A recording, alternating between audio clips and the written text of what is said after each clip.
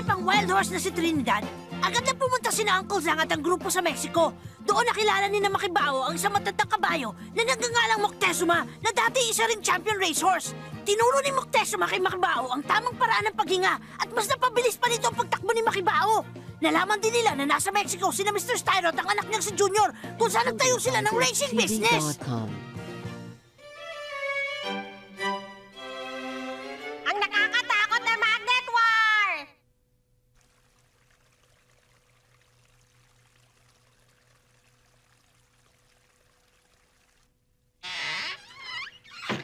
Aalis ka na talaga? Bo, marami pang mga fans palagitay sa akin sa ibang lugar, ha? Salamat sa pag-aalaga mo sa akin, Esmeralda. Sandali!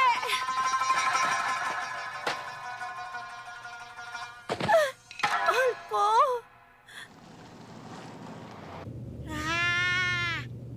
Tignan nyo ang laki ng prize na ibibigay nila sa contest na to. Hoy, teka lang. Huwag mo sabihin bala mo sumali dun sa contest na yun, ha?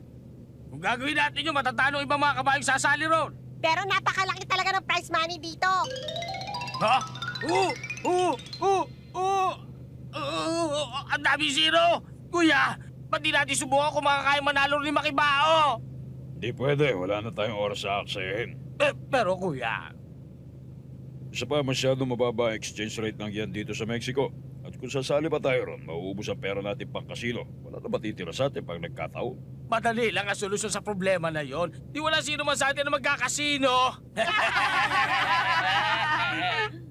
Malayo na nalalakbay natin. Mukhang nauubos ang gasolina. Titigil ako sa susunod na gasolinahan. Slow, pingin pera, ha? Bakit sa akin ka nanghihingi ng panggasolina natin, kuya? May pera ka naman.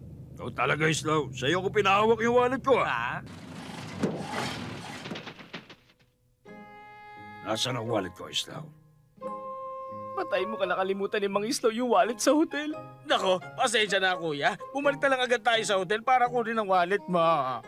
Pambira ko. O sige, Kaski, ikaw na lang. Bigyan mo ako ng pera ng pambili ng gas. Ha? Huwag niyo akong tingnan, wala akong pera. Di ba sinabi niyo sa akin, bigyan ko ng pera si Mr. Santos sa pagtulong sa atin? Sinabi ko mabigay mo lahat ng pera mo. Ito na lang, Mr. Zhang. Sumali tayo rito.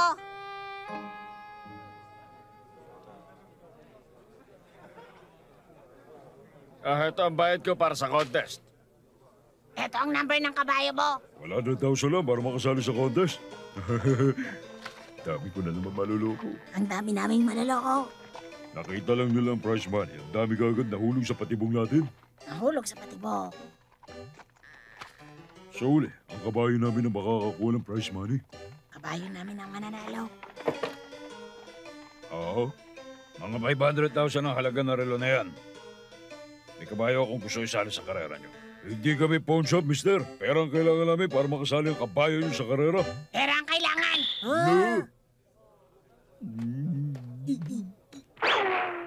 Enjoy Hindi ko sino watching Mr. Styro yun, BitsTV.com. Oo nga. Tumigil na kayo dalawa! Ano bang ginagawa ng mga hindi? Lagot kayong dalawa sa ginawa niyo sa akin nun! Lagot kayo sa akin! Lagot kayo!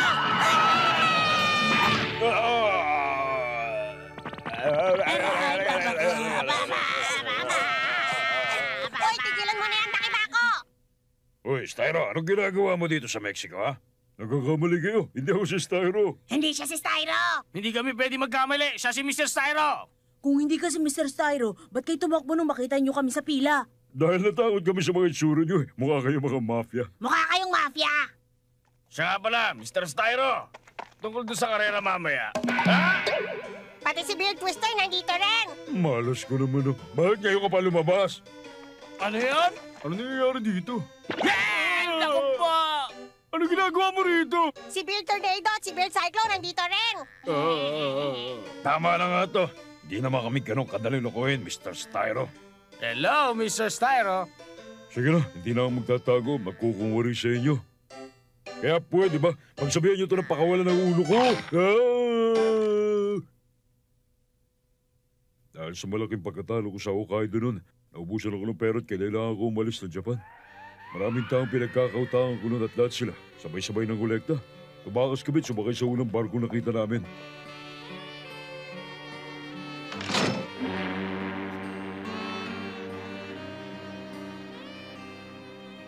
Napadpad kami sa South Pole. Tiniis namin na lamig doon na ilang buwan.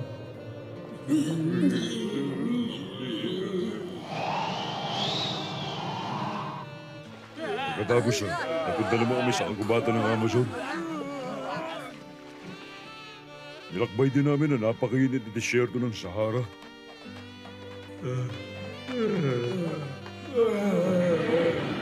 Marami na kami naranasan.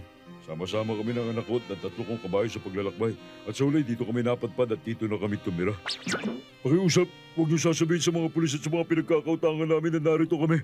Kapag nalaman ng mga tao sa Japan ang kinaroroonan namin, pupunta sila dito at sasaktan nila kami. Sasaktan nila kami. Dapat lang nabayaran yung mga utang nyo.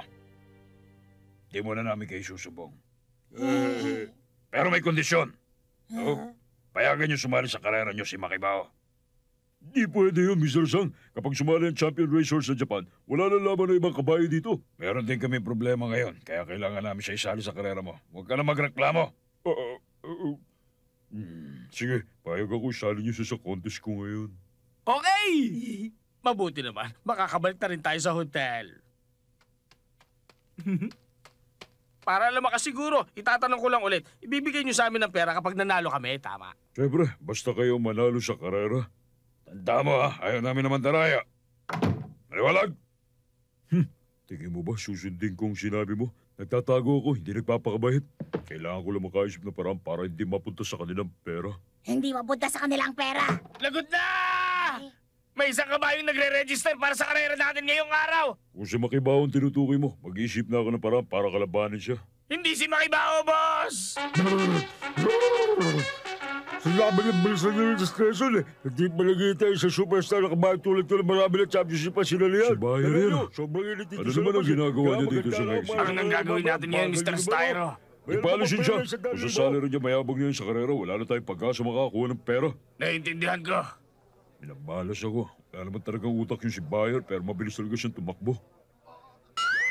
Walang utak? Oy, sandali, Twister. Okay lang na sumali si Bayer sa karera. Pero Papa, Makaisip na ako ng magandang plano para manalo tayo. Gagamitin ko si Makibao. Papa, huwag niyo hawakan niya cactus. Lalayo ka ba?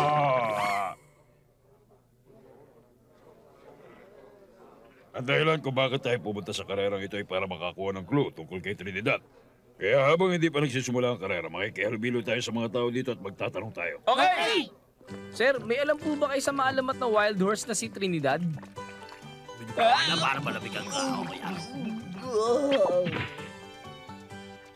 Ganito siya tumakbo. May nakita na ba kayong ganong kabayo? Sorry, wala kayo. Kamis, may alam ba kayo tungkol sa wild horse na si Trinidad? Ayon sa impormasyong nakuha ko, meron daw siyang malaking krus sa dibdib niya. Katulad dito.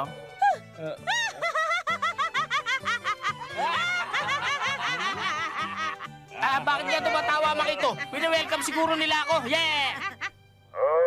Oras na. Sa lahat ng mga kabayo sasali sa field horse competition, pupunta na kayo ngayon din sa starting line. Ayos, magsisimula ng karera. Ituloy na lang natin ang paghanap mamaya. Tayo na, Makibao. Okay, ipanalo mo ang karera na to, kuya. Nga, gagawin kong lahat na makakaya ko.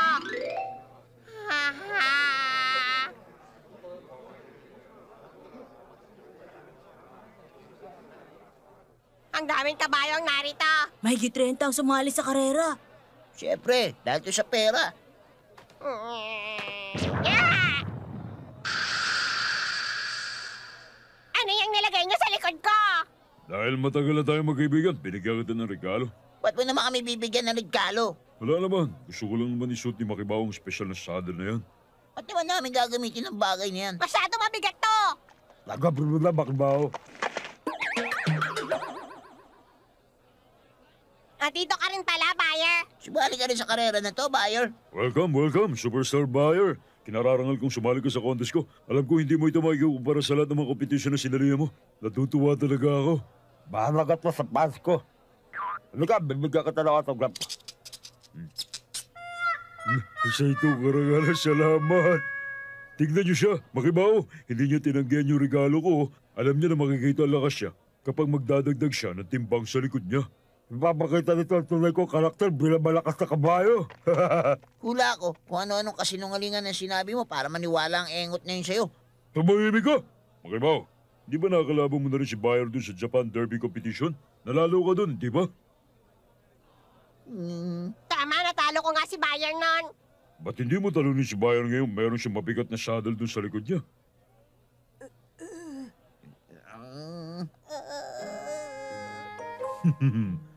Ngayon, mapapatunayan natin.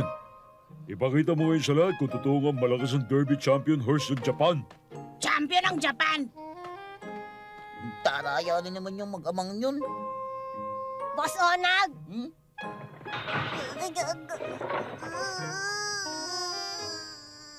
Makibao! Makibao, wag! Huwag niyo akong alalahanin, okay lang ako. Nung sumali ako sa competition sa Japan, mas malala pang mga kondisyon ang pinagdaanan ko. Makukuha ko rin ang kampyonato dito kahit na anong mangyari.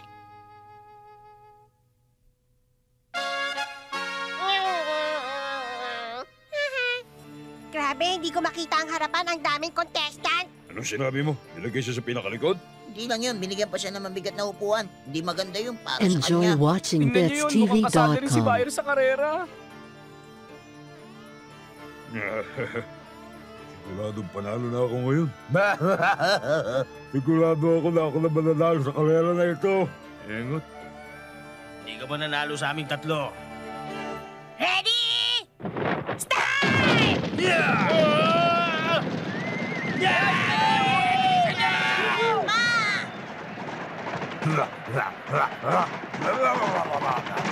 Teka muna, hindi ba meron siyang dinadalang mabigat sa likod niya?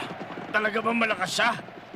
Nasaan na si Makibao? Sa sobrang dami ng kabayo, hindi ko siya makita. Kaya dapat magmadali siya tumakbo sa harap. Kung hindi, mahihirapan siya makalagpas. Makibao, ang daming kabayo rito. Kailangan mo nang tumakbo sa harap ngayon. Naintindihan ko!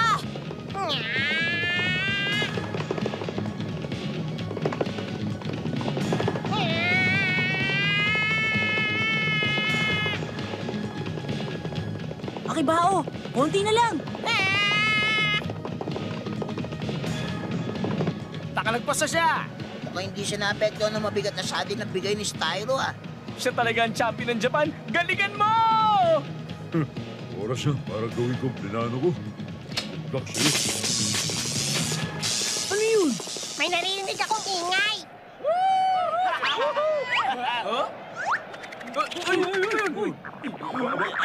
Ay, ang belt ko! Hoy, Islaw! Ano to? Lumilipad ang lahat ng mga metal. Huh? Ah! Papunta lahat kay Makibao yung mga metal. Ano?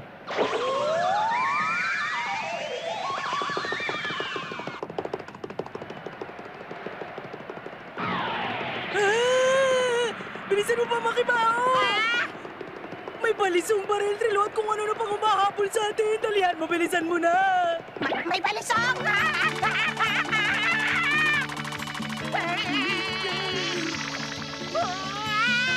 Nakakainis. Ano ba nangyayari dito? Dahil sa may humahabol sa kanya, naunahan na ni Makibaw ang ibang mga kabayo. Merong inilagay si Styro sa saddle na binigay niya kay Makibao. Makibako, hanapin mo si Junior at Styro.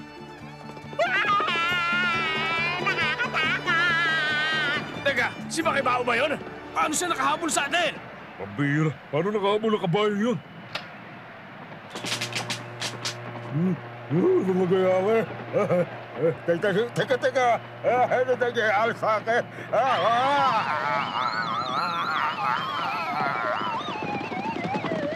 Buti nga sa'yo. Sama kayo ni Makibao.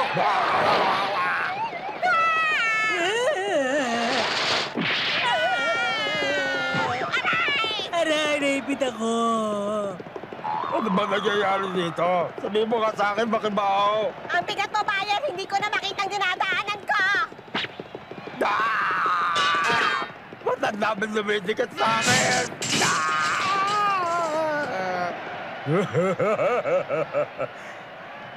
Ito ang tinatawag kong electrical magnet warp rod. Mas lalala pa ang problema niyong dalawa. Dadami pa ang mga metal na didikit sa inyo dahil hinihila ng mga magnet na suot niyo ang lahat ng metal sa paligid ninyo. At ang remote ko lang, makakapigil nito. Salamat at sinabi mo sa akin ang plano mo. Remote control! Wisit ka na ka! Bumalik ka rito! Ba't ako makikinig sa'yo? Huwag ka mag-alala, sasaluhin ko ang remote control! Patayin niya. Makibaho, King! Yung electrical metal current na problema. Dalihan mo, Mario. Patayin mo na. Oh,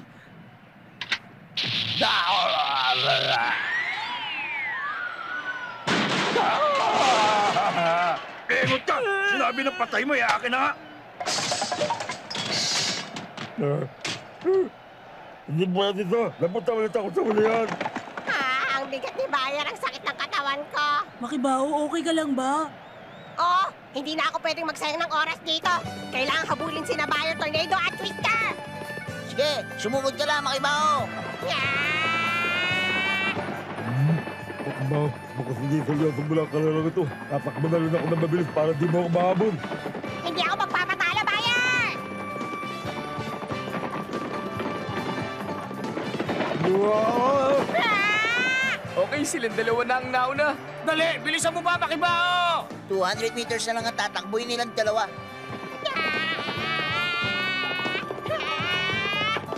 Lagot, di na siya aabot kay Bayer! Makakahabol siya. Ano nangyayari sa akin? Bakit hindi ako makaga na maayos na hihilo ako? Kailangan ilabas ko rin ang hangin sa loob ko para hindi ako mahilo.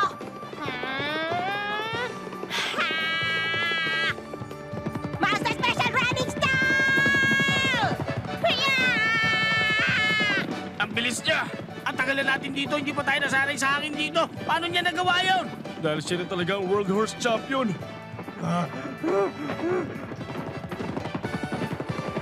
Umabot na! Sino mananalo? Makibaho! Dali, kuya!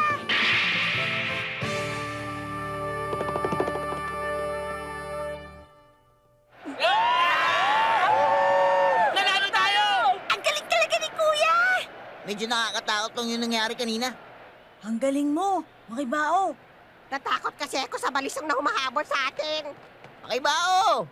Kali mo talaga tumakbo. Buti na lang, nakatakas kayo sa patibong ni Styro. Ha? Ay! Tumatakas sa magama! Ayaw niyo ibigay sa atin ang pera na panalo na natin. Huwag nila isiping makakatakas sila sa atin! Junior? Electrical magnetic power switch on!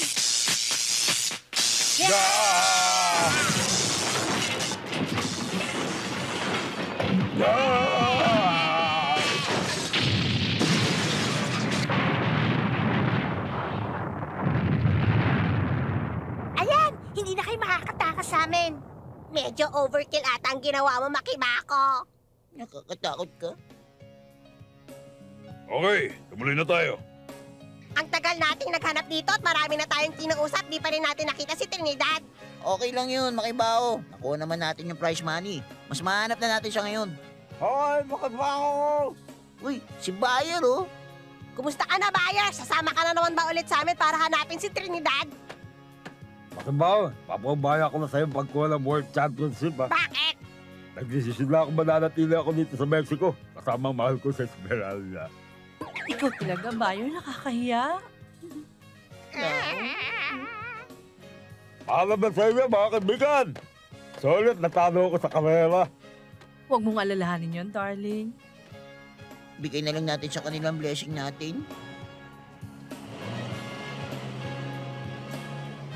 Habang nasa daan sila Makibaho, nakasakay naman kami ni Miss Francesca sa eroplano patungong New York. Sana naman natanggap nila ang message na iniwan ko sa hotel. Ibibigay ng hotel ang message mo sa uncle mo. Huwag ka mag-alala, Mataro.